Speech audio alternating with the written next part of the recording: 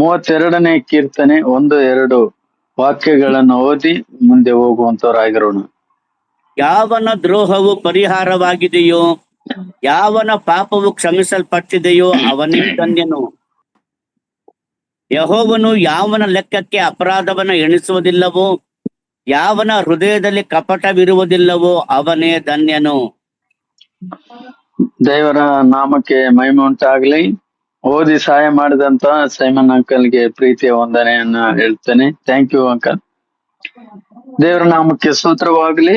ಇಲ್ಲಿ ಕೀರ್ತನೆಗಾರನು 32ನೇ ಕೀರ್ತನೆ ಭಾಗದಲ್ಲಿ ಹೇಳುವಂತ ವಿಷಯ ಧನ್ಯರು, ಯಾರು ಧನ್ಯರು ಎಂಬುವಂತ ವಿಷಯದ ಕುರಿತಾಗಿ ನಾವು ಈ ದಿನದಲ್ಲಿ ದೇವರ ಸನ್ನಿಧಾನದಲ್ಲಿ ನಮ್ಮನ್ನು ನಾವು ಪರಿಶೋಧನೆ ಮಾಡಿಕೊಂಡು ಕರ್ತನ ಸನ್ನಿಧಾನದಲ್ಲಿ ವಾಕ್ಯದಲ್ಲಿ ನಾವು ಅಳವಡಿಸಿಕೊಂಡು ನಾನು ಧನ್ಯನಾಗಿದ್ದೇನಾ ಇಲ್ಲವಾ ಎಂಬುವಂತ ಕುರಿತಾದಂತ ಸಂದೇಶಗಳನ್ನು ನಮ್ಮ ಜೀವಿತದಲ್ಲಿ ಅಳವಡಿಸಿಕೊಂಡು ನಾವು ಮುಂದೆ ಹೋಗುವಂತವ್ರು ಆಗಿರೋಣ ಪ್ರಿಯರೇ. ಇಲ್ಲಿ ನಾವು ನೋಡ್ತೇವೆ 1ನೇ ವಾಕ್ಯ ಭಾಗದಲ್ಲಿ ನೋಡುವಾಗ ಯಾವನ ಒಂದು ಪಾಪವು, ಯಾವನ ದ್ರೋಹವು ಎಂಬುದಂತ ವಿಷಯವನ್ನು ನಾವು ಇಲ್ಲಿ ಬರ್ತಾ ಇದ್ದೇವೆ. ದೇವರ ಮುಂದೆ ಯಾರು ಧನ್ಯರು ಎಂಬುವಂತ ವಿಷಯದ ಕುರಿತಾಗಿ ನಾವು ನಮ್ಮ ಜೀವಿತದಲ್ಲಿ ಅಳವಡಿಸಿಕೊಳ್ಳುವಂತವರಾಗಿದ್ದೇವೆ. ನಾವು ನಿಜವಾಗ್ಲು ನನ್ನ ದೇವರ ಮುಂದೆ, ನಮ್ಮ ಕರ್ತನಾದ ಯೇಸು ಕ್ರಿಸ್ತನ ಮುಂದೆ ನಾನು ಧನ್ಯನಾಗಿದ್ದೇನಾ? ಈ ವಾಕ್ಯ ನಮಗೆ ಹೇಳುವಂತ ವಿಷಯ ಯಾವನ ದ್ರೋಹವು ಪರಿಹಾರವಾಗಿದೆಯೋ, ಯಾವನ ಪಾಪವು ಕ್ಷಮಿಸಲ್ಪಟ್ಟಿದೆಯೋ ಅವನೇ ಧನ್ಯನು ಎಂಬುದು. ನಿಜವಾಗ್ಲು ನಾವು ಧನ್ಯರೇ ಪ್ರಿಯರೇ. ನಮ್ಮಲ್ಲಿ ಯಾವುದೇ ಸಮಸ್ಯೆ, ನಮ್ಮಲ್ಲಿ ಯಾವುದೇ ಸಂದೇಹಗಳು ಇರಕೂಡದು. ಯಾಕಂದ್ರೆ ನಾವು ದೇವರ ದಾಸರು, ದೇವರ ಮಕ್ಕಳು ಆಗಿದ್ದೇವೆ. ಯಾಕಂದ್ರೆ ಕರ್ತನ ಸುವಾರ್ತೆಯನ್ನು ಕೇಳಿದ್ದೇವೆ. ಕರ್ತನ ಸನ್ನಿಧಾನದಲ್ಲಿ ಆತನಲ್ಲಿ ಆತನು ನಮ್ಮ ದ್ರೋಹಗಳನ್ನು, ನಮ್ಮ ಪಾಪಗಳನ್ನು ಕ್ಷಮಿಸಿದ್ದಾನೆ. ಅದಕ್ಕೆ ನಾವು ಧನ್ಯರೇ. ಅದಕ್ಕಾಗಿ ದೇವರಿಗೆ ನಾವು ಸ್ತೋತ್ರವನ್ನು ಹೇಳುವಂತವರಾಗಿರೋಣ. ಮಾತ್ರವಲ್ಲದೆ 2ನೇ ವಾಕ್ಯದಲ್ಲಿ ಕೂಡ ನೋಡುವಾಗ ಯೆಹೋವನು ಯಾವನ ಲೆಕ್ಕಕ್ಕೆ ಅಪರಾಧವನ್ನು ಎಣಿಸುವುದಿಲ್ಲವೋ, ಯಾವನ ಹೃದಯದಲ್ಲಿ ಕಪಟ ಇರುವುದಿಲ್ಲವೋ ಅವನೇ ಧನ್ಯನು. 2ನೇದಾಗಿ ಧನ್ಯತೆ ಯಾವ ರೀತಿಯಾಗಿ, ಯಾವನ ಯೆಹೋವನು ಕೇಳಿಸ್ತಾ ಇದೆ ಬ್ರದರ್? ಒಂದ್ ನಿಮಿಷ ಎಲ್ರು ಮ್ಯೂಟ್ ಮಾಡಿ. ಯಾರನ್ನ ಲೀಡ್ ಮಾಡಿದ್ದಾರೆ ಅವರನ್ನು ಮ್ಯೂಟ್ ಮಾಡಿ ಎಲ್ರನ್ನು. ಓಕೆ, ಸೋಮಸುಂದ್ರಣ್ಣ ಎಲ್ಲರನ್ನ ಮ್ಯೂಟ್ ಮಾಡಿ ನೀವೇ.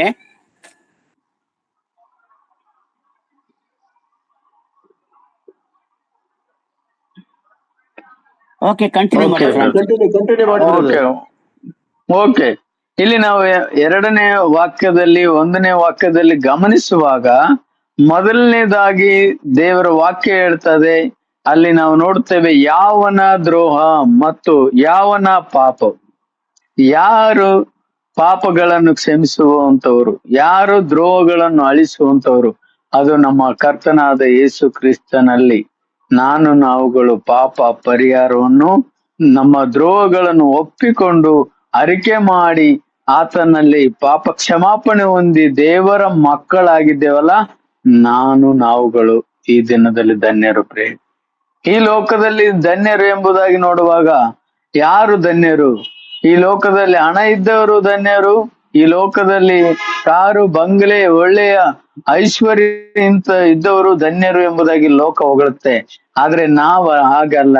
ನಮ್ಮ ಜೀವಿತದಲ್ಲಿ ಯಾವನ ದ್ರೋಹವು ಎಂಬುದಾಗಿ ಪರಿಹಾರವಾಗಿದೆಯೋ, ಯಾವನ ಪಾಪವು ಕ್ಷಮಿಸಲ್ಪಟ್ಟಿದೋ ಅವನೇ ಧನ್ಯ. ನಿಜವಾಗ್ಲು ನಮ್ಮ ಕರ್ತನಾದ ಯೇಸು ಕ್ರಿಸ್ತನ ಮುಂದೆ ನಾವು ಧನ್ಯರೇ ಆಗಿದ್ದೇವೆ ಪ್ರಿಯರ. ಅದಕ್ಕಾಗಿ ದೇವರಿಗೆ ನಾವು ಸ್ತೋತ್ರವನ್ನು ಮಾಡುವಂತವರಾಗೋಣ. 2ನೇದಾಗಿ ದೇವರು ನೋಡುವಂತ ವಿಷಯ, ಯೆಹೋವನು ಯಾವನ ಲೆಕ್ಕಕ್ಕೆ ಅಪರಾಧವನ್ನು ಎಣಿಸುವುದಿಲ್ಲವೋ, ಯಾವನ ಹೃದಯದಲ್ಲಿ ಕಪಟ ಇರುವುದಿಲ್ಲೋ ಅವನು ಧನ್ಯನು. 2ನೇದಾಗಿ 1ನೇ ವಾಕ್ಯದಲ್ಲಿ ನೋಡಿದ ಪ್ರಕಾರ ಅಲ್ಲಿ ಪಾಪ ದ್ರೋಹಗಳು ಕ್ಷಮಿಸಲ್ಪಟ್ಟವರು ಧನ್ಯರು. 2ನೇ ವಾಕ್ಯದಲ್ಲಿ ಬರುವಾಗ ಅಲ್ಲಿ ಮುಖ್ಯವಾಗಿ ದೇವರು ಆತನು ನಮ್ಮನ್ನು ನೋಡಿ ಹೇಳುವಂಥದ್ದು, ಯಾವನ ಲೆಕ್ಕಕ್ಕೆ ದೇವರು ಯೆಹೋವನು ಯಾವನ ಲೆಕ್ಕಕ್ಕೆ ಅಪರಾಧವನ್ನು ಎಣಿಸುವುದಿಲ್ಲವೋ, ಮತ್ತೆ ಪುನಃ ಮಾಡದೆ ಪುನಃ ಪಾಪ ಮಾಡಿದ್ದಾನೆ ನನ್ನ ಮಗ ಎಂಬುದಾಗಿ ಎಣಿಸುವುದಿಲ್ಲ. ದೇವರು ಅಷ್ಟು ಒಳ್ಳೆಯಂತ ದೇವರು, ನಮ್ಮ ಒಳ್ಳೆಯ ದೇವರು ನಮ್ಮ ದೇವರು ಆಗಿದ್ದಾನೆ. ಆತನಂತೆ ಪ್ರೀತಿಸೋರು ಯಾರಿಲ್ಲ, ಆತನು ಒಳ್ಳೆಯ ದೇವರಾಗಿದ್ದಾನೆ. ಅದಕ್ಕಾಗಿ ಯಾವನ ಲೆಕ್ಕಕ್ಕೆ ಆ ಅಪರಾಧವನ್ನು ಎಣಿಸುವುದಿಲ್ಲವೋ, ಯಾವನ ಹೃದಯದಲ್ಲಿ ಕಪಟ ಇರುವುದಿಲ್ಲವೋ. ಆ ಕಪಟ ನಮ್ಮಲ್ಲಿ ಇದೆಯಾ? ಈ ವಾಕ್ಯದ ಪ್ರಕಾರ ಪ್ರಿಯರೇ, ನಮ್ಮನ್ನು ನಾವು ಪರಿಶೋಧನೆ ಮಾಡಿಕೊಳ್ಳೋಣ. ನಮ್ಮ ಪಾಪಗಳನ್ನು ಕ್ಷಮಿಸಿದಂತ ದೇವರ ಮುಂದೆ, ದೇವರು ನಮಗೆ ಆತನು ಹೇಳುವಂತ ಈ ವಾಕ್ಯದ ಮುಂದೆ ನಾವುಗಳು ಈ ರೀತಿ ವಾಕ್ಯದಲ್ಲಿ ಇರುವ ಪ್ರಕಾರ ನಾವು ಜೀವಿಸ್ತಾ ಇದ್ದೇವ? ಹಾಗೆ ನಾವು ಜೀವಿಸಲೇ ಬೇಕು ಎಂಬುದಾಗಿ ದೇವರು ನಮ್ಮನ್ನು ಆರಿಸಿಕೊಂಡಿದ್ದಾನೆ. ಆತನು ನಮ್ಮನ್ನು ರಕ್ಷಿಸಿದ್ದಾನೆ. ಅದಕ್ಕಾಗಿ ನಾವು ಆತನಿಗೆ ಸ್ತೋತ್ರವನ್ನು ಸಲ್ಲಿಸುವಂತರು. ನಮ್ಮ ಹೃದಯದಲ್ಲಿ ಆ ಅಪರಾಧವನ್ನು ಎಣಿಸುವುದಿಲ್ಲ ನಮ್ಮ ಕರ್ತನು. ಯಾಕಂದ್ರೆ ಅಲ್ಲಿ ನೋಡ್ತೇವೆ, ಯೆಹೋವನು ಯಾವನ ಲೆಕ್ಕಕ್ಕೆ ಅಪರಾಧವನ್ನು ಎಣಿಸುವುದಿಲ್ಲವೋ ಎಂಬುದಾಗಿ ನೋಡುವಾಗ, ದೇವರ ಲೆಕ್ಕದಲ್ಲಿ ನಮ್ಮ ಅಪರಾಧವನ್ನು ಎಣಿಸುವುದಿಲ್ಲ ಅಂತ ಆತನು ಎಣಿಸುವುದಿಲ್ಲವೋ ಎಂಬುದಾಗಿ ಅಲ್ಲಿ ನಾವು ನೋಡುತ್ತೇವೆ. ಆದ್ರೆ ಮತ್ತು ಹೃದಯವನ್ನು ಅರಿಯುವಂತ ದೇವರು ಯೇಸು ಕ್ರಿಸ್ತನ ಹೇಳುವಂಥದ್ದು, ಯಾವನ ಹೃದಯವನ್ನು ಬಲ್ಲಂತ ದೇವರು. ನಾವು ಹೊರಗಿನ ತೋರಿಕೆಯನ್ನು ನೋಡ್ತೇವೆ, ಆದ್ರೆ ಹೃದಯವನ್ನು ಶೋಧಿಸುವಂತ ದೇವರು ಯೇಸು ಕ್ರಿಸ್ತನು ಮಾತ್ರ. ಆತನು ಹೃದಯದಲ್ಲಿ ನಾವು ಯೋಚನೆ ಮಾಡುವಂತ ಎಲ್ಲ ಚಿಂತೆ, ಆಲೋಚನೆ, ಲೋಕ ವಿಚಾರ ಮತ್ತು ಕಪಟ ಭಕ್ತಿ ಇವೆಲ್ಲವನ್ನು ಯಾರು ನೋಡ್ತಾರೆ? ಮನುಷ್ಯರು ನೋಡಲ್ಲ. ನಮ್ಮ ಹೃದಯವನ್ನು ಶೋಧಿಸುವಂತ ದೇವರು ನಮ್ಮ ಸಂಗಡ ಇದ್ದಾನೆ, ಆತನು ನಮ್ಮನ್ನು ನೋಡ್ತಾನೆ ಎಂಬುವಂತ ಭಯ ನಮಗಿರಬೇಕು. ಅದಕ್ಕೆ ಅಲ್ಲಿ ನಾವು ನೋಡ್ತೇವೆ, ಕಪಟ ಯಾವನ ಹೃದಯದಲ್ಲಿ ಕಪಟ ಇರೋದಿಲ್ಲವೋ ಅವನೇ ಧನ್ಯನು ಎಂಬುದಾಗಿ ದೇವರು ಹೇಳ್ತದೆ. ನಿಜವಾಗ್ಲೂ ನಾವು ಧನ್ಯರೇ ಸರಿ ಪ್ರಿಯರೇ. ಅದಕ್ಕಾಗಿ ಮುಂದಿನ ವಾಕ್ಯಕ್ಕೆ ನಾವು ಹೋಗುವಂತವರಾಗಿರೋಣ. 119ನೇ ಕೀರ್ತನೆ 1-2 ವಾಕ್ಯ ಪ್ರಿಯರೇ.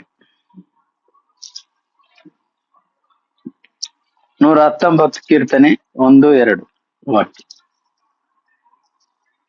ಯಾರಾದ್ರೂ ಓದ್ಬೋದು.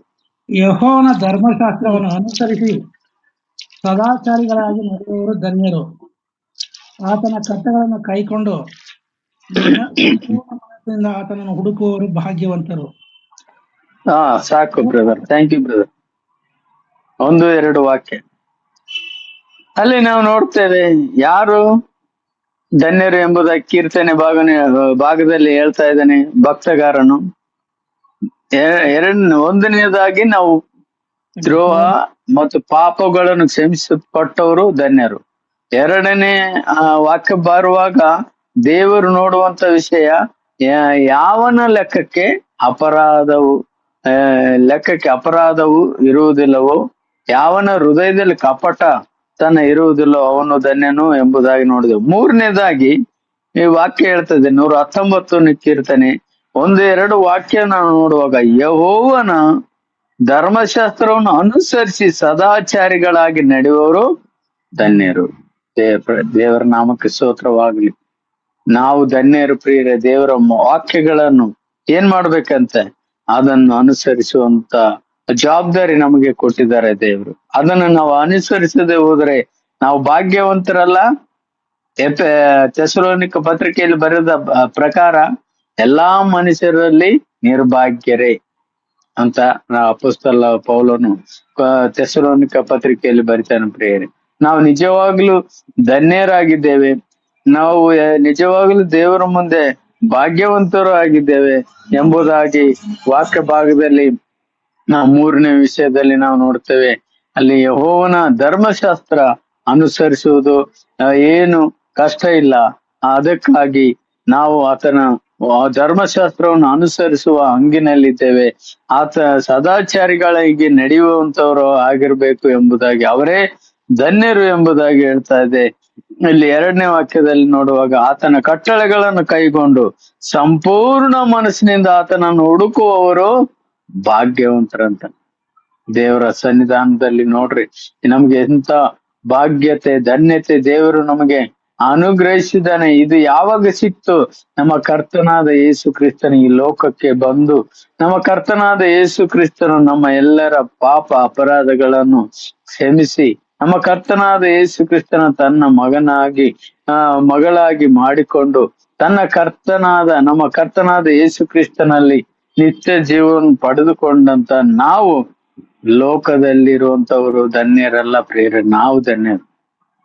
ಲೋಕದ ಐಶ್ವರ್ಯ ಅಳಿದು ಹೋಗ್ತದೆ, ಬಂಗಾರ ಬೆಳ್ಳಿ ಅಳಿದು ಹೋಗ್ತದೆ, ಎಲ್ಲವನ್ನು ಅಳಿದು ಹೋಗುವಂತ ಕಾಲಘಟ್ಟದಲ್ಲಿ ನಾವಿರುವಾಗ ನಮ್ಮ ಆ ಧನ್ಯತೆ ಏನು ದೇವರು ಹೇಳ್ತಾ ಇದ್ದಾನೆ, ನಾವು ದೇವರ ಧರ್ಮಶಾಸ್ತ್ರವನ್ನು ಅನುಸರಿಸುವಂತವರು, ಸದಾಚಾರಿಗಳಾಗಿ ನಡೆಯುವಂತವರು ಧನ್ಯರು ಎಂಬುದಾಗಿ 3ನೇ ಪಾಯಿಂಟ್ ಅನ್ನು ನಾವು ನೋಡ್ತಾ ಬಂದೆವು.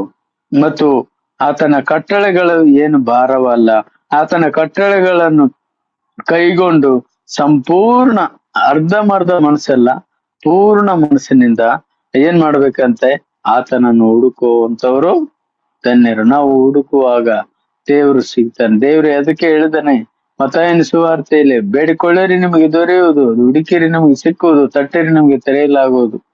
ಬೇಡುವ ಪ್ರತಿಯೊಬ್ಬನು ಹೊಂದುವನು, ಹುಡುಕುವನಿಗೆ ಸಿಕ್ಕುವುದು, ತಟ್ಟುವನಿಗೆ ತೆರೆಯುವುದು. ಯಾಕೆ? ನಾವು ಹುಡುಕುವಂತವ್ರು ಆಗ್ಬೇಕು. ನಾವು ಹುಡುಕುವಂತ ನಮ್ಮ ದೇವರು ನಮ್ಮ ಮಧ್ಯದಲ್ಲಿ ಇದ್ದಾನೆ. ಆತನ ವಾಕ್ಯ ನಮ್ಮಲ್ಲಿ ಇಲ್ಲಿ ಕೊಟ್ಟಿದ್ದಾರೆ. ನಮಗೆ ಏನು ಬೇಕೋ ಆ ವಾಕ್ಯಗಳನ್ನು ತೆರೆದು ಆತನು ಮಾತನಾಡ್ತಾನೆ. ಬೈಬಲ್ ತೆರೆಯುವಾಗ ಆತನು ಮಾತಾಡ್ತಾನೆ, ಆ ಪ್ರಾರ್ಥನೆ ಮಾಡುವಾಗ ಆತನ ಕೇಳಿಸ್ಕೊಳ್ತಾನೆ. ಪ್ರೇಯರ್, ನಮ್ಮ ದೇವರು ಎಷ್ಟು ಒಳ್ಳೆಯ ಆತನ. ನಮಗೆ ಆ ಧನ್ಯತೆ ಜೀವಿತ ಇರಲಿಲ್ಲ.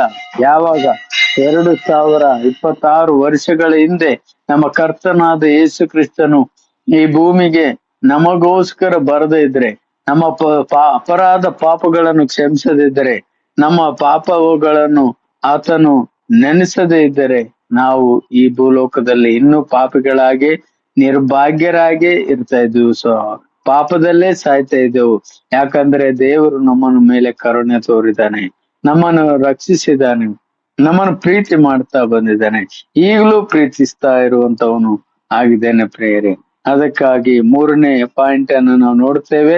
ಯೆಹೋವನ ಧರ್ಮಶಾಸ್ತ್ರವನ್ನು ಏನ್ ಮಾಡ್ಬೇಕಂತೆ, ಅನುಸರಿಸಿ ಸದಾಚಾರಗಳಾಗಿ ನಡೆಯುವಂತವರು ಧನ್ಯರು. ಆತನ ಕಟ್ಟಳೆಗಳನ್ನು ಕೈಗೊಂಡು ಸಂಪೂರ್ಣ ಮನಸ್ಸಿನಿಂದ ಹುಡುಕುವವರು ಭಾಗ್ಯವಂತರು ಎಂಬುದಾಗಿ ನಾವು ಈ 3ನೇ ಪಾಯಿಂಟ್ಗೆ ಬಂದಿದ್ದೇವೆ. 4ನೇ ಪಾಯಿಂಟ್ಗಾಗಿ ನಾನು ವಾಕ್ಯವನ್ನು ತೆಗಿತಾ ಇದ್ದೇನೆ. ಲೂಕನು ಬರೆದ ಸುವಾರ್ತೆ 11ನೇ ಅಧ್ಯಾಯ 28ನೇ ವಾಕ್ಯ ನಾವು ಓದಿಕೊಳ್ಳೋಣ. ನೀನು ಕುಡಿದ ಮೊಲೆಗಳು ಧನ್ಯವಾದಗಳು ಎಂದು ಕೂಗಿದಳು. ಆತನು ಹಾಗನ್ನಬೇಡ, ದೇವರವನ ವಾಕ್ಯವನ್ನು ಕೇಳಿ ಅದಕ್ಕೆ ಸರಿಯಾಗಿ ನಡೆಕೊಳ್ಳುವವರೇ ಧನ್ಯರು ಅಂದನು. ದೇವರ ನಾಮಕ್ಕೆ ಮಹಿಮೆ ಉಂಟಲ್ಲ. ಕರ್ತನಾದ ಯೇಸು ಕ್ರಿಸ್ತನು ಅಲ್ಲಿ ಹೇಳುವಂತ ವಿಷಯ ನಾವು ನೋಡ್ತೇವೆ. ಗಮನಿಸುವಾಗ ಅಲ್ಲಿ ಇರುವಂತ ಜನರ ಮುಂದೆ ಕರ್ತನಾದ ಯೇಸು ಕ್ರಿಸ್ತನು ಹೇಳುವಂತ ವಿಷಯ ಯಾರು ಧನ್ಯರು ಎಂಬುದಾಗಿ ಹೇಳುವಾಗ ಅಲ್ಲಿ ಅವರು ಕೊಡುವಂತ ಉತ್ತರ ನಾವು ನೋಡುತ್ತೇವೆ. ಅಲ್ಲಿ ಅಲ್ಲಿ ಹೇಳ್ತಾ ಇದ್ದಾರೆ, ನೀನು ಕುಡಿದ ಮಲೆಗಳು ಧನ್ಯವಾದವುಗಳು ಎಂದು ಕೂಗಿದರು. ಆದ್ರೆ ಅಲ್ಲಿ ಹೇಳ್ತಾ ಇರುವಂತರು ಮರಿಯಳ ಕುರಿತಾಗಿ ಹೊಗಳ್ತಾ ಇದ್ದಾರೆ. ಆದ್ರೆ ಯೇಸು ಸ್ವಾಮಿ ಹೇಳ್ತಾ ಇರುವಂತ ವಿಷಯ ಏನು, ಹಾಗನ್ನಬೇಡ, ಆತನು ಹಾಗನ್ನಬೇಡ, ದೇವರ ವಾಕ್ಯವನ್ನು ಕೇಳಿ ಅದಕ್ಕೆ ಸರಿಯಾಗಿ ನಡೆಯುವವರೇ ಧನ್ಯರು. ದೇವರ ನಾಮಕ್ಕೆ ಸ್ತೋತ್ರವಾಗ್ಲಿ. ಯೇಸು ಕ್ರಿಸ್ತನು ಹೇಳುವಂತ ವಿಷಯ ಅಲ್ಲಿ ತನ್ನನ್ನು ತಾನು ದೇವರು ಹೊಗಳಿಕೊಳ್ತಾ ಇಲ್ಲ. ಅಲ್ಲಿ ಮರಿಯಳನ್ನು ಏನ್ ಮಾಡ್ತಾ ಇದ್ದಾರೆ, ಹೊಗಳ್ತಾ ಇದ್ದಾರೆ. ಆದ್ರೆ ಮರಿಯಳ ತಾಯಿ ಆಗಿರುವಂತ ಯೇಸು ಕ್ರಿಸ್ತನ ತಾಯಿ ಆಗಿರುವಂತ ಮರಿಯಳು ಹೇಳುವಂತ ವಿಷಯ ಹಾಗನ್ನ ಬೇಡ ಎಂಬುದಾಗಿ ಅಲ್ಲಿ ನಾವು ನೋಡ್ತಾ ಬರ್ತಾ ಇದ್ದೀವಿ. ಅಲ್ಲಿ ಮರಿಯಳನ್ನು ಏನ್ ಮಾಡ್ತಾ ಇದ್ದಾರೆ, ನೀನು ಕುಡಿದ ನೀನು ಕುಡಿದ ಮಲೆಗಳು ಧನ್ಯವಾದಗಳು ಎಂದು ಕೂಗಿದ. ಅಲ್ಲಿ ಅಲ್ಲ, ಹಾಗನ್ನಬೇಡ. ಯೇಸು ಕ್ರಿಸ್ತನ ಸ್ವತಃ ಹೇಳ್ತಾ ಇದ್ದಾನೆ, ಹಾಗನ್ನಬೇಡ. ದೇವರ ನಿಜವಾಗ್ಲು ಈ ವಾಕ್ಯ ನನಗೂ ಆ ಆ ಆ, ಮಾತಾಡ್ತಾ ಇದೆ. ದೇವರ ವಾಕ್ಯಕ್ಕೆ ನಾವು ಸರಿಯಾಗಿ ನಡೀತಾ ಇದ್ದೇವಾ, ನಾವು ನಡೆಯದೆ ಇದ್ದೇವಾ ಎಂಬುದಾಗಿ ನಮ್ಮನ್ನು ನನ್ನಲ್ಲಿ ದೇವರ ವಾಕ್ಯದ ಮುಂದೆ ಹೇಳುವಂತ, ನಾನು ಕೇಳುವಂತ ನೀವು ಕೂಡ ದೇವರು ನಮ್ಮ ಒಬ್ಬರೊಟ್ಟಿಗೆ ಮಾತನಾಡ್ತಾ ಇರುವಾಗ ಇದರಲ್ಲಿ ಯಾರು ಧನ್ಯರು? ನಾವು ದೇವರ ವಾಕ್ಯದಲ್ಲಿ ಸರಿಯಾಗಿ ನಡೀತಾ ಇದ್ದೇವಾ? ದೇವರಿಗೆ ಸಮಯ ಕೊಡ್ತಾ ಇದ್ದೇವಾ? ದೇವರಿಗೆ ಬೆಳಗಿನ ಸಮಯ 5 ನಿಮಿಷ ಕೊಡ್ತಾ ಇದ್ದೇವಾ? ದೇವರಿಗೆ ಸಮಯ ಅರ್ಧ ತಾಸು ಕೊಡ್ತಾ ಇದ್ದೇವಾ? ದೇವರಿಗೆ ಸಮಯ 24 ಅವರ್ಸ್ ನಲ್ಲಿ ನಾವು ಸರಿಯಾಗಿ ದೇವರ ವಾಕ್ಯವನ್ನು ಹೋಗಿ ಅದನ್ನು ಕೈಗೊಂಡು ಅನುಸರಿಸಿ ನಡೀತಾ ಇದ್ದೇವಾ? ನಿಜವಾಗ್ಲೂ ನಾವು ಧನ್ಯರ? ನಮ್ಮ ಜೀವಿತ ಧನ್ಯವಾದದ? ನಾವು ಪರೀಕ್ಷೆ ಮಾಡಿಕೊಳ್ಳಬೇಕು ದೇವರ ಮುಂದೆ ಪ್ರಿಯರೇ. ಹಾಗೆ ಇಲ್ಲದಿದ್ದರೆ ನಾವು ದೇವರ ಮುಂದೆ ಇಂದಿನಿಂದ ದೇವರಲ್ಲಿ ಕ್ಷಮಾಪಣೆ ಕಂಡು ದೇವರ ಮುಂದೆ ನಾವು ಧನ್ಯರಾಗಿ ದೇವರ ವಾಕ್ಯಕ್ಕೆ ಸರಿಯಾಗಿ ನಡೆಯುವವರು ಆಗಿರಬೇಕು ಎಂಬುದಾಗಿ ದೇವರ ವಾಕ್ಯ ಹೇಳ್ತಾ ಇದೆ. ಅದಕ್ಕಾಗಿ ನಾವು 4ನೇ ಪಾಯಿಂಟ್ ಅನ್ನು ನಾವು ನೋಡ್ತಾ ಬರುವಾಗ, ಅದಕ್ಕೆ ದೇವರ ವಾಕ್ಯವನ್ನು ಕೇಳಿ ಅದಕ್ಕೆ ಸರಿಯಾಗಿ ನಡೆಯುವವರು ಧನ್ಯರು. ಈಗ ನಾವು ಕೇಳ್ತೇವೆ, ವಾಕ್ಯ ಓದುತ್ತೇವೆ, ಆದ್ರೆ ನಾವು 3ನೇದು ಮಾಡೋದಿಲ್ಲ. 3 ಇದೇವೆ: ಓದ್ತೇವೆ, ಕೇಳ್ತೇವೆ ಮತ್ತು ಅನುಸರಿಸೋದಿಲ್ಲ. ಇದೇ ದೇವರಿಗೆ ಬೇಕಾದದ್ದೇನೋ ಅವಿಧೇಯತೆ ಆಗುತ್ತೆ. ಆದ್ರೆ ನಾವು ವಿಧೇಯರಾಗಬೇಕಾದ್ರೆ ಅದನ್ನು ಅದಕ್ಕೆ ಸರಿಯಾಗಿ ನಡೆದುಕೊಳ್ಳುವವರೇ ಧನ್ಯರು. ಯಾರು ಹೇಳ್ತಾ ಇದ್ದಾರೆ? ನಾನು ಹೇಳ್ತಾ ಇಲ್ಲ, ದೇವರ ವಾಕ್ಯ ನಮ್ಗೆ ತಿಳಿಸ್ತಾ ಇದ್ದಾನೆ ದೇವರು. ಅದಕ್ಕಾಗಿ 4ನೆಯ ಒಂದು ಪಾಯಿಂಟ್ ಅನ್ನು ನಾವು ಸರಿಯಾಗಿ ಗಮನಿಸಿ ಮುಂದೆ ಹೋಗುವಂತವರಾಗೋಣ. 5ನೇ ಪಾಯಿಂಟ್ಗೆ ನಾವು ಬರೋಣ. ಪ್ರಕಟಣೆ ಗ್ರಂಥ ಪ್ರಿಯರೇ, ಪ್ರಕಟಣೆ ಗ್ರಂಥ 1:3,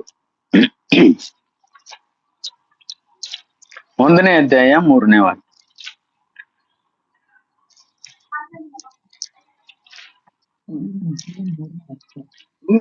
ಪ್ರಕಟಣೆ ಗ್ರಂಥ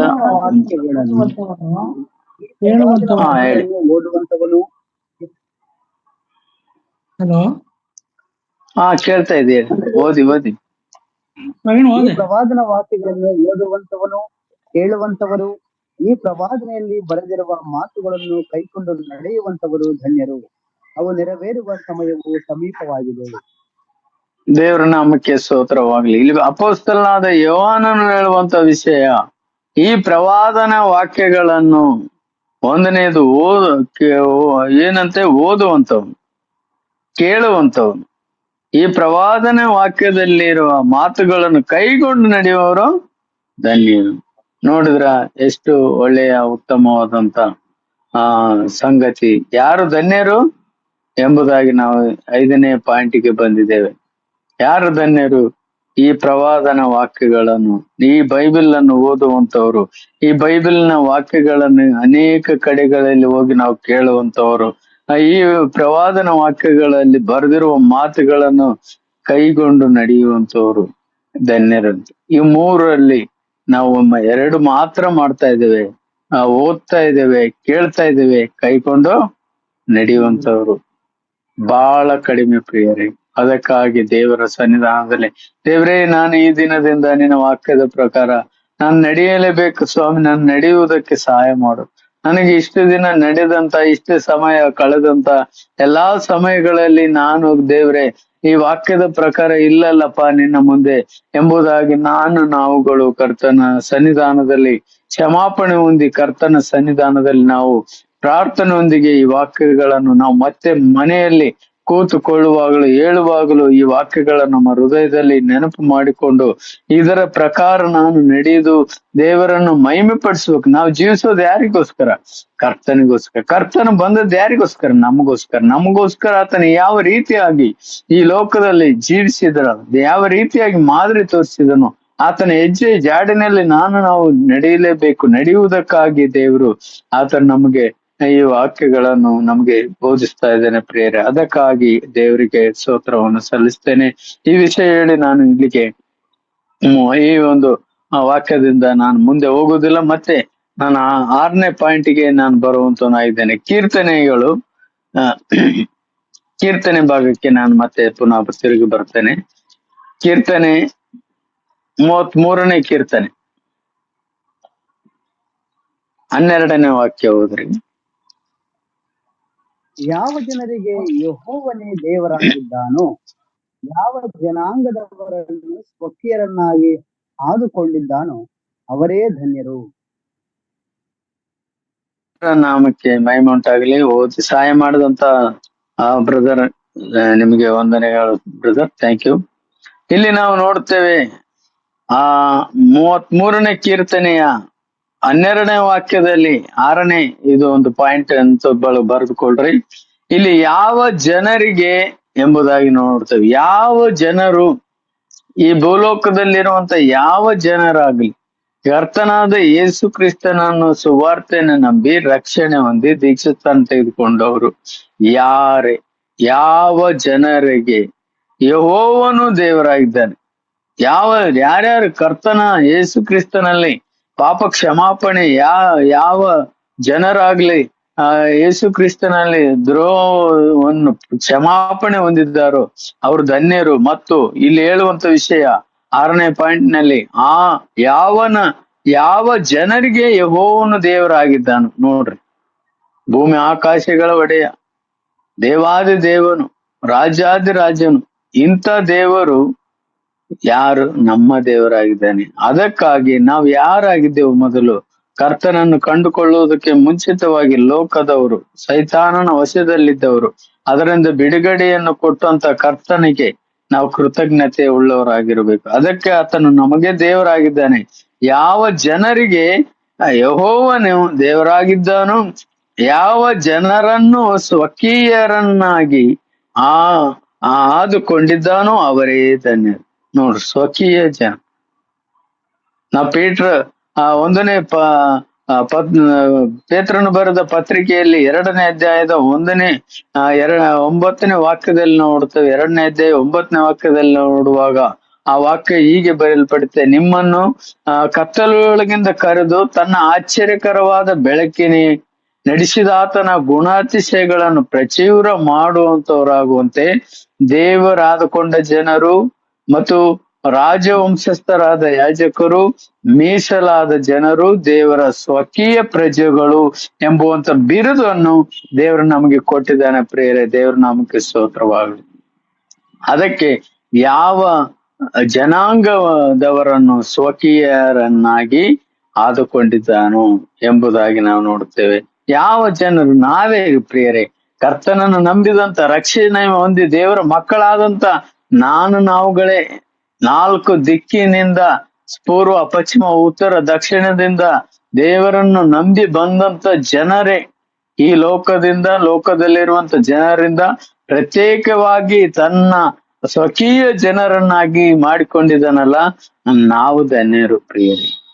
ಅದಕ್ಕಾಗಿ ದೇವರ ನಾಮಕ್ಕೆ ಮಹಿಮೆ ಉಂಟಾಗಲಿ.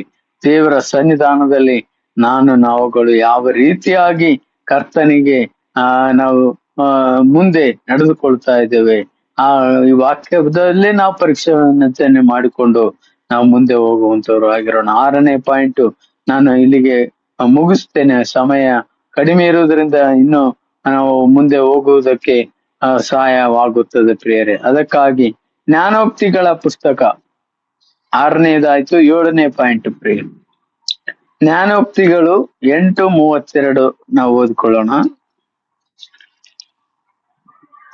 ಮಕ್ಕಳಿರ, ಈಗ ನನ್ನ ಕಡೆ ಕಿವಿಗೊಡಿರಿ, ನನ್ನ ಮಾರ್ಗಗಳನ್ನು ಅನುಸರಿಸುವರೇ ಧನ್ಯರು. ದೇವರ ನಾಮಕ್ಕೆ ಮಹಿಮೆ ಉಂಟಾಗಲಿ. ಥ್ಯಾಂಕ್ ಯು ಬ್ರದರ್, ಓದಿ ಸಹಾಯ ಮಾಡಿದ್ದಕ್ಕಾಗಿ. ಇಲ್ಲಿ ದೇವರು ಹೇಳುವಂತ ವಿಷಯ ಮಕ್ಕಳಿರ.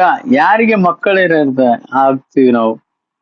ಯೋಹಾನ ಸುವಾರ್ತೆ 1ನೇ ಅಧ್ಯಾಯ 12ನೇ ವಾಕ್ಯದಲ್ಲಿ ಯಾರ್ಯಾರು ಆತನನ್ನು ಅಂಗೀಕರಿಸಿದರೋ, ಆತನ ಹೆಸರಿನ ಮೇಲೆ ನಂಬಿಕೆ ಇಟ್ಟರೋ ಅವರಿಗೆ ದೇವರ ಮಕ್ಕಳಾಗುವ ಅಧಿಕಾರ ಕೊಟ್ಟನು. ಆ ಅಧಿಕಾರ ದೇವರ ಮಕ್ಕಳಾದ ನಮಗೆ ಇದೆ ಪ್ರಿಯರೇ. ದೇವರ ಮಕ್ಕಳಾಗಿರುವಾಗ ನಾವು ದೇವರ ಮಕ್ಕಳಾಗಿದ್ದೇವೆ. ಅದಕ್ಕೆ ಮಕ್ಕಳಿರ, ಈಗ ನನ್ನ ಕಡೆಗೆ ಕಿವಿಗೊಡಿರಿ, ನನ್ನ ಮಾರ್ಗವನ್ನು ಅನುಸರಿಸುವವರು ಧನ್ಯರೇ ಸರಿ. ದೇವ್ರ ನಾಮಕ್ಕೆ ಸ್ತೋತ್ರವಾಗಲಿ. ಕರ್ತನು ನಮ್ಮ ಸಂಗಡ ಈ ರಾತ್ರಿ ವೇಳೆಯಲ್ಲಿ ಮಾತನಾಡ್ತಾ ಇದ್ದೇನೆ ಪ್ರಿಯರೇ. ನಮ್ಮನ್ನು ನಾವು ತಪ್ಪಿ ಹೋಗುವಂತ ಮಾರ್ಗ ಇದ್ರೆ ನಮಗೆ ಎಚ್ಚರಿಸ್ತಾ ಇದ್ದೇನೆ. ಮಕ್ಕಳಿರ ನಮ್ಮ ಮನೆಯಲ್ಲಿ ಆಗಿರಲಿ, ನಮ್ಮ ಅಣ್ಣ ತಮ್ಮರ ಮಕ್ಕಳಾಗ್ಲಿ, ನಮ್ಮ ತಂದೆ ತಾಯಿ ಮಕ್ಕಳಾಗಿದ್ದೇವೆ. ಈ ಭೂಲೋಕದಲ್ಲಿ ತಂದೆ ತಾಯಿಯ ಮಾತನ್ನು ಕೇಳದಂತ ಮಕ್ಕಳಾಗಿದ್ದೇವೆ. ಆದ್ರೆ ತಂದೆ ತಾಯಿಗಳ ಮಾತನ್ನು ಕೇಳದೇ ಇದ್ದರೆ ಅದು ಈ ಲೋಕದಲ್ಲಿ ಎಷ್ಟು ದುಃಖ ಪಡ್ತಾರೆ. ನಾನು ಜೀವನನ್ನು ಎಷ್ಟು ಮುದ್ದಾಗಿ ಬೆಳೆಸಿದೆ, ಸಾಕಿದೆ, ಇವನಿಗೆ ಬೇಕಾದ ಎಲ್ಲವನ್ನು ನಾನು ಮಾಡಿದೆ, ಮಗನೇ ಮಗಳೇ ಎಂಬುದಾಗಿ ಪ್ರೀತಿಸಿ ತೋರಿಸಿದ್ರು ನನ್ನನ್ನು ಅನುಸರಿಸ್ತಾ ಇಲ್ಲ, ನನ್ನನ್ನು ನಂಬ್ತಾ ಇಲ್ಲ ಎಂಬುದಾಗಿ ಯಾರು ತಂದೆ ತಾಯಿ ಲೋಕದಲ್ಲಿ ಮಕ್ಕಳನ್ನು ಬೆಳೆಸುವಾಗ, ಅವರು ಮಕ್ಕಳು ಮಾರ್ಗ ತಪ್ಪಿ ಹೋಗುವಾಗ ಈ ಅನುಭವ ಎಲ್ಲ ತಂದೆ ತಾಯಿಗಳಲ್ಲಿ ಇದೆ ಪ್ರಿಯರೇ. ಆದ ಕಾರಣ ನಮ್ಮ ಜೀವಿತದಲ್ಲಿ ನಮಗೆ ತಂದೆ ಆಗಿರುವಂತವನು, ನಮಗೆ ತಾಯಿ ಆಗಿರುವಂತವನು ನಮ್ಮ ಕರ್ತನಾದ ಯೇಸು ಕ್ರಿಸ್ತನನ್ನು ನಾವು ಅನುಸರಿಸುವಂತವ್ರು. ಅದಕ್ಕೆ ಪ್ರೀತಿಯಿಂದ ಮಕ್ಕಳಿರ ತಂದೆಯು ಮಕ್ಕಳನ್ನು ಕನಿಕರಿಸುವಂತೆ ಯೆಹೋವನು ತನ್ನ ಭಕ್ತರನ್ನು ಕನಿಕರಿಸುತ್ತಾನೆ ಎಂಬುದಾಗಿ ನಾವು ಕೀರ್ತನೆ ಭಾಗದಲ್ಲಿ ನಾವು ನೋಡ್ತೇವೆ ಪ್ರಿಯರೇ. ಅದಕ್ಕಾಗಿ ಮಕ್ಕಳಿರ ಎಂಬುದಾಗಿ ಕರೆಯುವಾಗ ನಾವುಗಳು ಆತನಿಗೆ ಕಿವಿ ಕೊಡಬೇಕು ಪ್ರಿಯರೇ. ಆತನ ವಾಕ್ಯಕ್ಕೆ ಕಿವಿ ಕೊಡಬೇಕು. ಅಲ್ಲಿ ಹೇಳುವಂತ ಮಕ್ಕಳಿರ ಈಗ ನನ್ನ ಕಡೆಗೆ ಕಿವಿ ಕೊಡು. ಕಿವಿ ಕೊಡುವುದೇನು ಕಷ್ಟನ? ದೇವರ ಸನ್ನಿಧಾನದಲ್ಲಿ ಕೂತ್ಕೊಂಡು ಆತನ ಕಡೆಗೆ ನಾವು ಕಿವಿ ಕೊಡುವಾಗ ಆತನ ಮಾರ್ಗವನ್ನು ಅನುಸರಿಸುವವರೇ ನಾವು ಧನ್ಯರಾಗ್ತೀವಿ ಪ್ರೇರೆ. ಅದಕ್ಕಾಗಿ ದೇವರಿಗೆ ನಾವು ಕೃತಜ್ಞತೆಯನ್ನು ಸಲ್ಲಿಸೋಣ. ಇದು 7ನೇ ಒಂದು ಪಾಯಿಂಟ್. ಮತ್ತು 8ನೇ ಪಾಯಿಂಟಿಗೆ ನಾವು ಬರುವಂತವರಾಗಿರೋಣ. ಹಳೆ ಒಡಂಬಡಿಕೆ ಪುಸ್ತಕ ಯೆಶಾಯನ ಗ್ರಂಥ, ಯೆಶಾಯನು ಬರೆದ ಗ್ರಂಥ 30ನೇ ಅಧ್ಯಾಯ,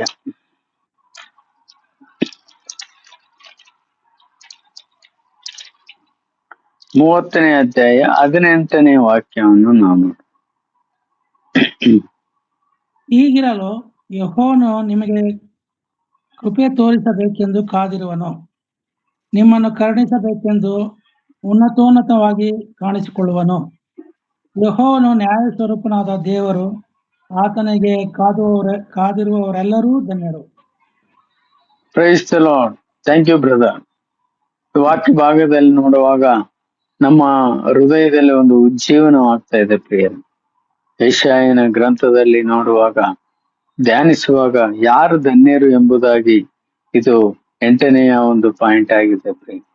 8ನೇ ಒಂದು ವಿಷಯದಲ್ಲಿ ನಾವು ನೋಡುವಾಗ ಅಲ್ಲಿ ನಾವು ನೋಡ್ತಾ ಬರ್ತಾ ಇದ್ದೇವೆ, ಆತನಿಗಾಗಿ ಕಾದಿರುವವರೆಲ್ಲರೂ ಧನ್ಯರು. ದೇವರಿಗಾಗಿ ನಾವು ದೇವರಿಗಾಗಿ ಕಾದಿರ್ಬೇಕು, ದೇವರ ವಾಕ್ಯಕ್ಕಾಗಿ ಕಾದಿರ್ಬೇಕು. ದೇವರು ನಮ್ಮ ಸಂಗಡ ಇದ್ದಾನೆ ಎಂಬುದಾಗಿ ಆತನನ್ನೇ ದೃಷ್ಟಿಸುತ್ತಾ ಆತನಲ್ಲಿ ಪ್ರಾರ್ಥನೆ ಮಾಡುತ್ತಾ ಕಾದಿರಬೇಕು ಪ್ರಿಯರೇ. ಸದುತ್ತರವನ್ನು ಕೊಡುತ್ತಾನೆ ಎಂಬುದಾಗಿ ಇಲ್ಲಿ ಯೆಶಾಯನು ಹೇಳುವಂತ ವಿಷಯ, ಯೆಹೋವನು ನಿಮಗೆ ಕೃಪೆ ತೋರಿಸಬೇಕೆಂದು ಕಾದಿರುವನು. ದೇವರು ಕೃಪಾಪೂರ್ಣನಾದ ದೇವರಾಗಿದ್ದಾನೆ, ಆತ ಪ್ರೀತಿ ಸ್ವರೂಪನಾದ ದೇವರಾಗಿದ್ದಾನೆ ಪ್ರಿಯರೇ. ಅದಕ್ಕಾಗಿ ಆತನು ಯಾವುದಕ್ಕೋಸ್ಕರ ಕಾದಿದ್ದಾನೆ? ಕೃಪೆ ತೋರಿಸಬೇಕೆಂದು ಕಾದಿರುವನು, ನಿಮ್ಮನ್ನು ಕರುಣಿಸಬೇಕೆಂದು ನಾಗಿ ಕಾಣಿಸಿಕೊಳ್ಳುವನು. ಯೆಹೋವನು ನ್ಯಾಯ ಸ್ವರೂಪನಾದ ದೇವರಾಗಿದ್ದಾನೆ, ಆತನು ನ್ಯಾಯ ಸ್ವರೂಪನು ಆಗಿರುವಂತ ದೇವರಾಗಿದ್ದಾನೆ.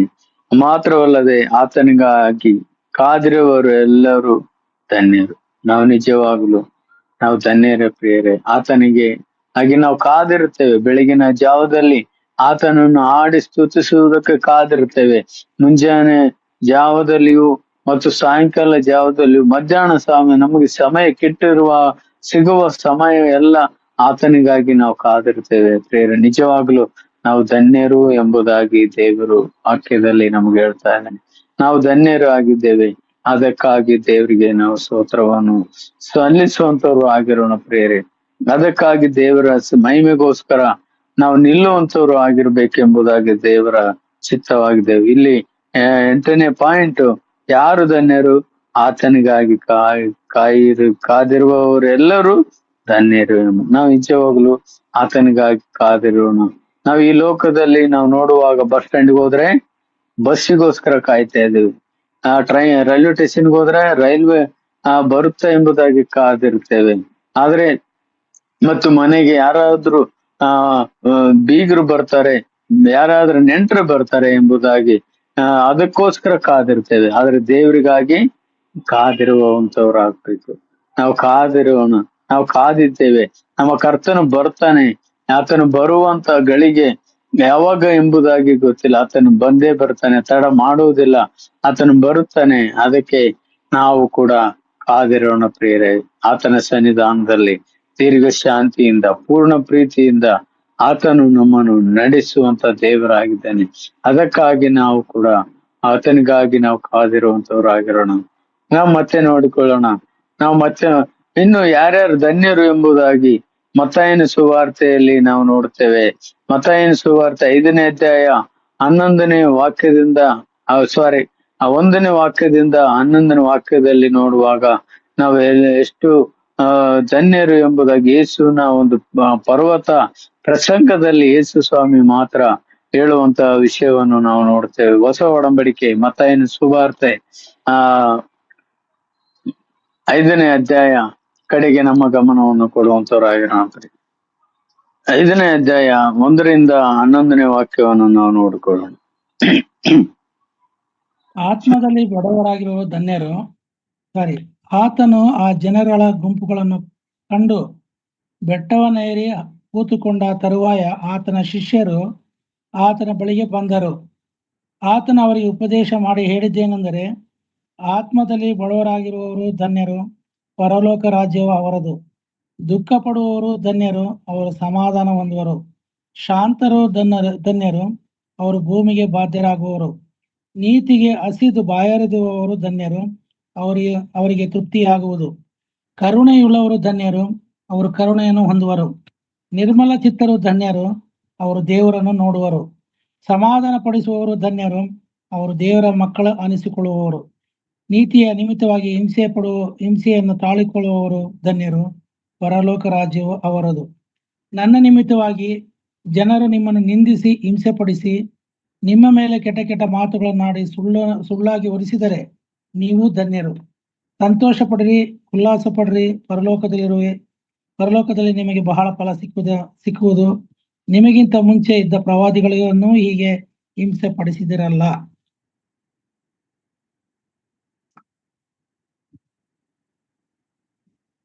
ಹಲೋ ಬ್ರದರ್, ಕೇಳ್ತಾ ಇದೆ? ಹಲೋ, ಈಗ ಕೇಳ್ತಾ ಇದೆ. ದೇವ್ರ ನಾಮಕ್ಕೆ ಸ್ತೋತ್ರ ಬ್ರದರ್. ನೀವು ಓದಿ ಕೇಳ್ತೀವಿ. ನಿಮ್ಮ ಇಲ್ಲಿ ನಾವು ನೋಡ್ತೇವೆ 11 ವಿಷಯಗಳನ್ನು ದೇವರು ಯೇಸು ಸ್ವಾಮಿ ಆ ಪರ್ವತದ ಮೇಲೆ ಕೂತುಕೊಂಡು ಮಾಡಿದ ಪ್ರಸಂಗದಲ್ಲಿ ಅಲ್ಲಿ ವಾಕ್ಯವನ್ನು ಕೇಳಕ್ಕೆ ಬಂದಂತ ಜನರಿಗೆ ಆತನು ಧನ್ಯರು ಯಾರು ಎಂಬುದರ ಕುರಿತಾಗಿ 11 ಧನ್ಯತೆಯ ಕುರಿತಾಗಿ ಅಲ್ಲಿ ಹೇಳುವಂತಹದ್ದನ್ನು ನಾವು ನೋಡ್ತೇವೆ.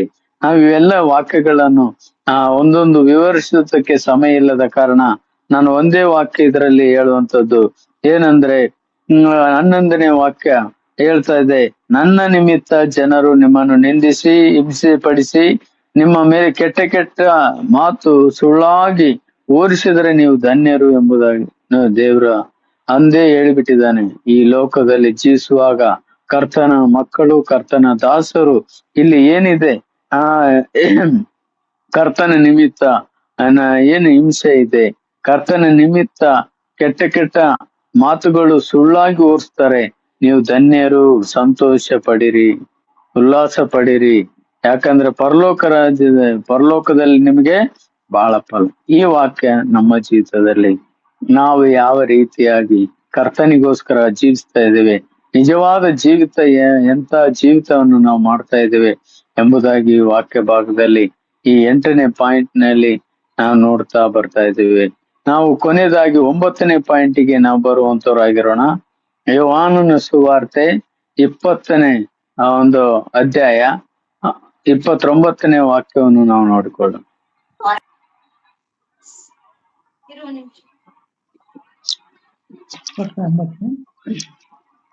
20:29. ಯೇಸು ಅವನಿಗೆ, ನೀನು ನನ್ನನ್ನು ನೋಡಿದ್ದರಿಂದ ನಂಬಿದ್ದಿ, ನೋಡದೆ ನಂಬಿದವರು ಧನ್ಯರು ಎಂದನು ಎಂದು ಹೇಳಿದನು. ದೇವರ ನಾಮಕ್ಕೆ ಸ್ತೋತ್ರವಾಗಲಿ. ಇಲ್ಲಿ ನಾವು ನೋಡ್ತೇವೆ ತೋಮನು ಕುರಿತಾಗಿ ದೇವರು ಮಾತನಾಡ್ತಾ ಇದ್ದೀನಿ. ದೇವರು ಸತ್ತು ಉಣಲ್ಪಟ್ಟು 3ನೇ ದಿನ ಎದ್ದು ಬಂದಂತ ದೇವರು ತೋಮನನ್ನು ನೋಡಿ ಹೇಳ್ತಾ ಇರುವಂತ ವಿಷಯವನ್ನು ನಾವು ಗಮನಿಸ್ತೇವೆ ಪ್ರಿಯರೇ. ಅಲ್ಲಿ ಏನು ನೋಡ್ತಾ ಬಂದೆವು ಅಂದ್ರೆ, ಅಲ್ಲಿ 29ನೇ ವಾಕ್ಯ ಭಾಗದಲ್ಲಿ ನಾವು ನೋಡುವಂತ ವಿಷಯ, ಅಲ್ಲಿ ಎಷ್ಟು ಸ್ಪಷ್ಟವಾಗಿ ತೋಮನಿಗೆ ಉತ್ತರವನ್ನು ಕೊಡುವಂತವನು ಆಗಿರುವಂತದ್ದನ್ನು ನಮ್ಮ ಕರ್ತನನ್ನು ನಾವು ನೋಡ್ತಾ ಬರ್ತಿದ್ದೇವೆ. ಅಲ್ಲಿ ಹೇಳುವಂತ ವಿಷಯ ನೋಡ್ತಾ ಈಗಾಗಲೇ ನಾವು ಓದ್ತಾ ಬಂದ ವಿಷಯವನ್ನು ನೋಡಿದ್ದೇವೆ. ಅಲ್ಲಿ ನಾವು ನೋಡುತ್ತೇವೆ ಪ್ರೇಯರ್ ಎಷ್ಟು ಚೆನ್ನಾಗಿ ಯೇಸು ಸ್ವಾಮಿ ಹೇಳ್ತಾ ಇದ್ದಾನೆ. ನನ್ನನ್ನು ಅಲ್ಲಿ 28ರಿಂದ ತೋಮನಿಗೆ ನನ್ನ ಸ್ವಾಮಿ ನನ್ನ ದೇವರು ಎಂದು ಹೇಳಿದನು. ಯೇಸು ಅವನಿಗೆ, ನೀನು ನನ್ನನ್ನು ನೋಡಿದ್ದರಿಂದ ನಂಬಿದ್ದಿ, ನೋಡದೆ ನಂಬದವರು ಧನ್ಯರು. ನೋಡದೆ ನೋಡ್ರಿ ಓಕೆ, ನಂಬಿದವರು ಧನ್ಯರು. ಇಲ್ಲಿ ನಾನು ವಿಚಾರ ಮಾಡ್ತೇನೆ, ನಮ್ಮ ಕರ್ತನಾದ ಯೇಸು ಕ್ರಿಸ್ತನು ಈ ಭೂಮಿ ಆತನು ಹುಟ್ಟಿದ್ದು ನಾವು ನೋಡಿಲ್ಲ, ಆತನು ಜೀವಿಸಿದ್ದು ನಾವು ನೋಡಿಲ್ಲ, ನಾವು ನಂಬಿದೆವು ನೋಡದೆ. ಆತನು ಸತ್ತದ್ದು, ಉಣಲ್ಪಟ್ಟದ್ದು, 3ನೇ ದಿನ ಎದ್ದಿದ್ದು ನಾವು ಕಣ್ಣಾರೆ ನಾವು ನೋಡಿಲ್ಲ, ಆದ್ರೆ ನಾವು ನೋಡದೆ ನಂಬಿದೇವಲ್ಲ, ನಾವು ನಿಜವಾದ ಧನ್ಯರು ಪ್ರಿಯರೇ, ನಿಜವಾದ ಧನ್ಯರು. ಅದಕ್ಕಾಗಿ ದೇವರಿಗಾಗಿ ನಾವು ಕಾದಿರುವಂತವ್ರು. ಈಗ ನಾವು 9 ಪಾಯಿಂಟ್ಗಳನ್ನು ನಾವು ಮಾಡಿಕೊಂಡಿವಿ. ನೀವು ಬರೆದುಕೊಂಡವರಾಗಿದ್ರೆ ಅದನ್ನು ಪುನಃ ನೀವು ನಿಮ್ಮ ವೈಯಕ್ತಿಕ ಪ್ರಾರ್ಥನೆಯಲ್ಲಿ ಆಗ್ಲಿ, ಬೈಬಲ್ ಓದುವಾಗ್ಲಾಗ್ಲಿ ಈ ವಾಕ್ಯಗಳನ್ನು ತೆಗೆದುಕೊಂಡು ನೀವು ವಾಕ್ಯ ಧ್ಯಾನವನ್ನು ಮಾಡುವಾಗ ಇನ್ನೂ ಹೆಚ್ಚಾಗಿ ದೇವರು ಮಾತನಾಡುವಂತವನು ಆಗಿದ್ದಾನೆ. ಮತ್ತೆ ನಾನು ಪುನಃ ಕೀರ್ತನೆ 32ಕ್ಕೆ 1-2 ವಾಕ್ಯಕ್ಕೆ ನಾವು ಬರೋಣ. ಅಲ್ಲಿ ನಾವು ನೋಡ್ತೇವೆ, ಯಾವನ ದ್ರೋಹವು ಪರಿಹಾರವಾಗಿದೆಯೋ, ಯಾವನ ಪಾಪವು ಕ್ಷಮಿಸಲ್ಪಟ್ಟಿದೆಯೋ ಅವನೇ ಧನ್ಯನು. ಯಾವನು ಯೆಹೋವನು ಯಾವನ ಲೆಕ್ಕಕ್ಕೆ ಅಪರಾಧವನ್ನು ಎಣಿಸುವುದಿಲ್ಲವೋ, ಯಾವನ ಹೃದಯದಲ್ಲಿ ಕಪಟ ಇರುವುದಿಲ್ಲವೋ ಅವನೇ ಧನ್ಯನು ಎಂಬುದಾಗಿ ದೇವರ ನಾಮಕ್ಕೆ ಸ್ತೋತ್ರವಾಗಲಿ. ಈ ರೀತಿಯಾಗಿ ನಮ್ಮ ಸಂಗಡ ಇದ್ದು ದೇವರು 10 ವಾಕ್ಯಗಳಿಂದ ನಮ್ಮ ಸಂಗಡ ಆತನು ಧನ್ಯರ ಕುರಿತಾಗಿ ಮಾತನಾಡಿರುವಾಗ ಆತನಿಗೆ ನಾವು ಸ್ತೋತ್ರವನ್ನು ಸಲ್ಲಿಸೋಣ. ಈ ವಾಕ್ಯದ ಮುಂದೆ ನಮ್ಮನ್ನು ನಾವು ಪರಿಶೋಧನೆ ಮಾಡಿಕೊಂಡು ಮುಂದೆ ಹೋಗೋಣ. ದೇವರು ನಮ್ಮನ್ನು ಆಶೀರ್ವದಿಸಲಿ. ದೇವರು ಈ ವಾಕ್ಯದಿಂದ ನಮ್ಮನ್ನು ಬಲಪಡಿಸಲಿ. ಆತನ ಉನ್ನತ ನಾಮಕ್ಕೆ ಮಹಿಮೆ ಉಂಟಾಗಲಿ. ಆಮೆನ್.